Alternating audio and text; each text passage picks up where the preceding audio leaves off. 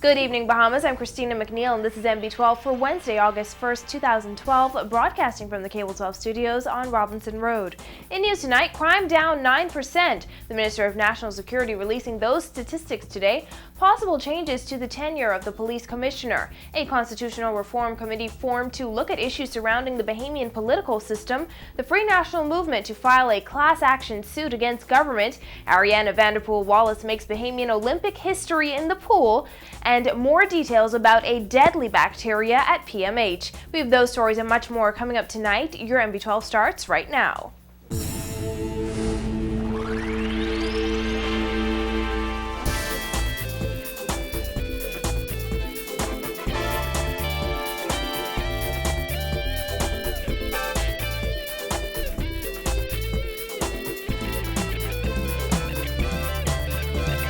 Thanks for joining us. After weeks of police withholding crime statistics, Minister of National Security Dr. Bernard Nottage today provided figures showing that overall crime is down 9% from January to the end of July this year compared to the same period last year. According to the figures, crimes against the person are up overall by 5%, but crimes against property are down by 12%, accounting for the across-the-board 9% drop. Dr. Nottage announced in the House of Assembly this afternoon that there has been a reduction in the number of murders, rapes, attempted rapes, cases of unlawful sexual intercourse, and marginally the number of robberies. But there have been more armed robberies during the same period. Between January 1st and July 24th, 2012, compared to that period last year, murders are down by 14%, rape is down by 11%, attempted rape is down by 65%, unlawful sexual intercourse is down by 22%, and robbery is down by 2%. However, armed robbery is up by 21%.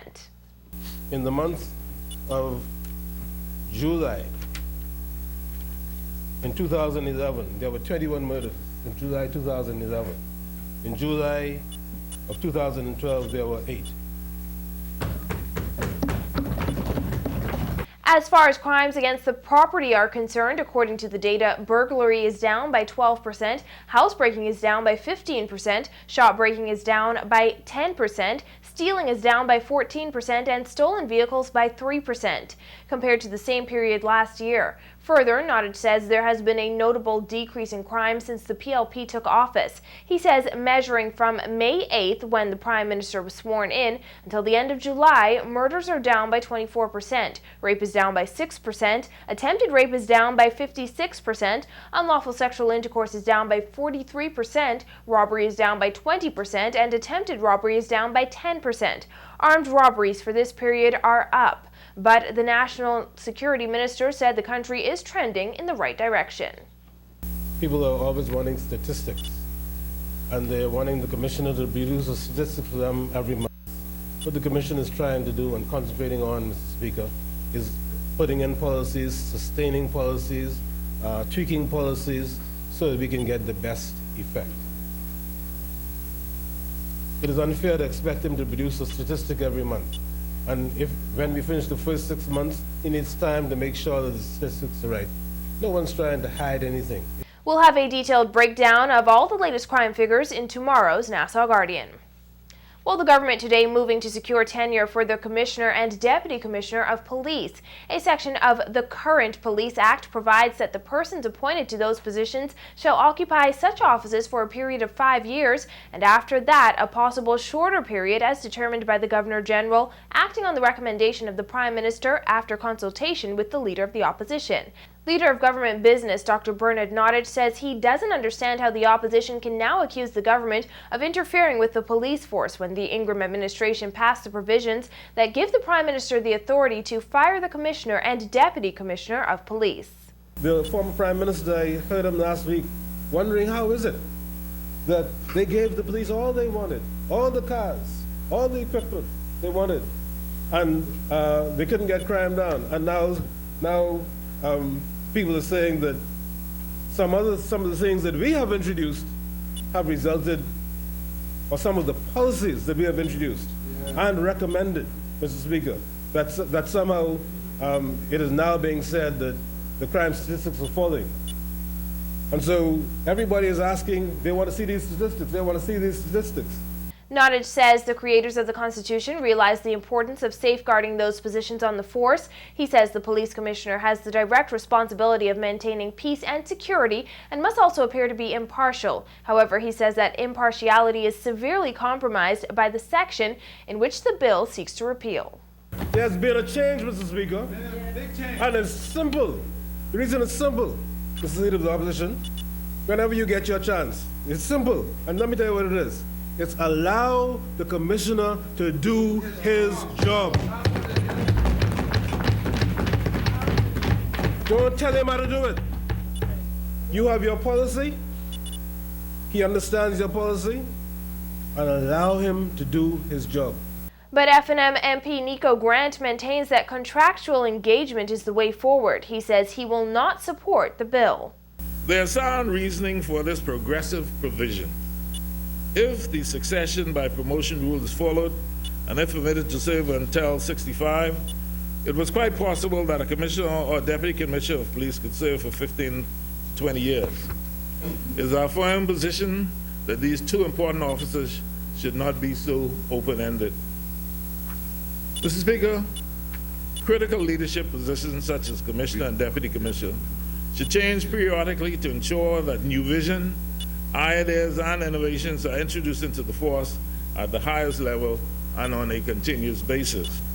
The Free National Movement plans to file a class action suit against the government to prevent what party leaders allege is the continued political victimization of hard-working Bahamians. During a news conference held in the House of Assembly's Minority Room this afternoon, FNM leader Dr. Hubert Minnis accused the Christie administration of engaging in targeted political victimization of perceived FNM supporters. Minnis says that includes those people who work in the public sector or were contracted to provide services to the government. He encouraged people whose services may have been unlawfully terminated to submit documented evidence to the FNM. The Free National Movement has arranged for a team of legal advisors to review each case of alleged political victimization, to take all necessary legal measures to protect the Bahamian people from any further acts of political victimization by the PLP, and to obtain appropriate compensation and redress for all persons who are being unconstitutionally deprived of their legitimate expectations of continued employment or contractual opportunity. Minnis says Princess Margaret Hospital Administrator Coralie Adderley and Yvonne Ingram, whose contracts were recently terminated, are just two examples. When asked if the FNM has ever victimized anyone when in government, Dr. Minnis said yes. I am sure the Free National Movement government may have done it also, but that doesn't make it right. That does not make it right. And Bahamians must stand up to ensure, but the Free National Movement has never done or engaged itself in the degree of victimization that we see today. It's being taken to a different level. And their motto, their slogan was Bahamian first. But what they didn't say is PLP Bahamians first.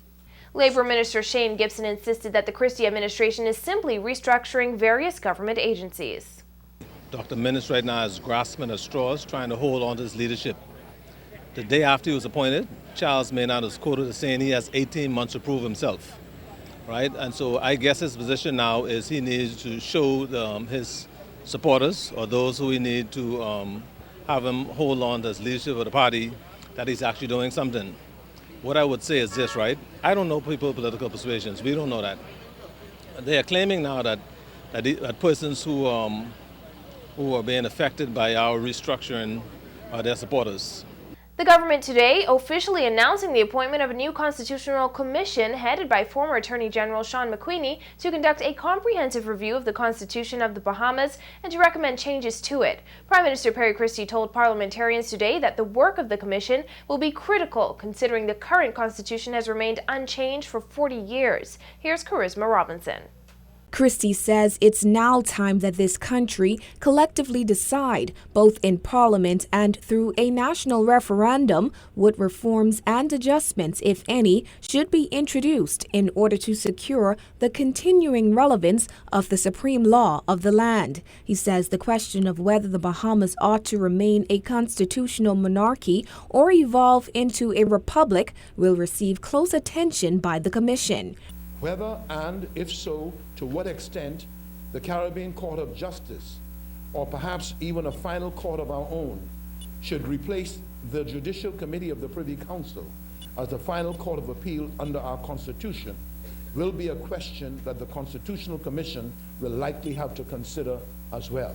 When it comes to individual protection against abuses of power, Christie says the Commission will bring under renewed scrutiny the provisions of the Constitution, which regulate the relationship between centers of state power and the individual. This will be done with a view to affording greater individual protection against abuses of power, while at the same time ensuring that the collective security needs of the citizenry as a whole are not unduly compromised by the pursuit of individual liberty in a democratic society. Complex questions relating to the retention and enforcement of capital punishment are expected to arise for consideration in this context as well.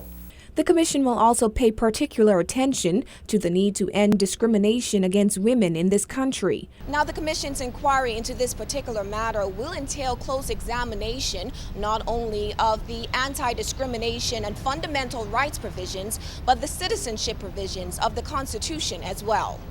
A diverse range of questions relating to this country's political system are also up for constitutional review, including questions on fixed election dates, fixed term limits for prime ministers and members of parliament. Whether the Senate, being an appointed body, should be constituted differently to encapsulate a broader cross-section of national interests. Whether eligibility for service in the Senate should be lowered from 30 to 21, the same age that applies to the House of Assembly. Whether the Senate should even be retained at all is also to be considered.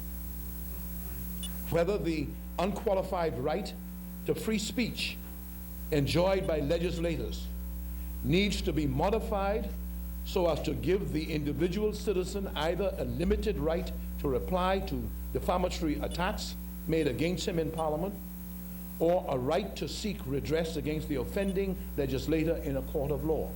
The question of whether the constitutional power and authority over criminal prosecutions, now vested in the Attorney General, should be transferred to a constitutionally independent Director of Public Prosecutions with security of tenure will also be discussed. Any recommendations by the Commission will likely eventually be placed on a referendum. The Prime Minister says the Commission is in the process of establishing and staffing a secretariat to facilitate the coordination of the Commission's work. Christie says a website will be launched to keep the public informed on the Commission's work and provide a channel for the exchange of views and ideas between the Commission and the general public. Now, the Commission is expected to report its recommendations to the government on or before March 31st, 2013. Reporting for NB12, I'm Charisma Robinson.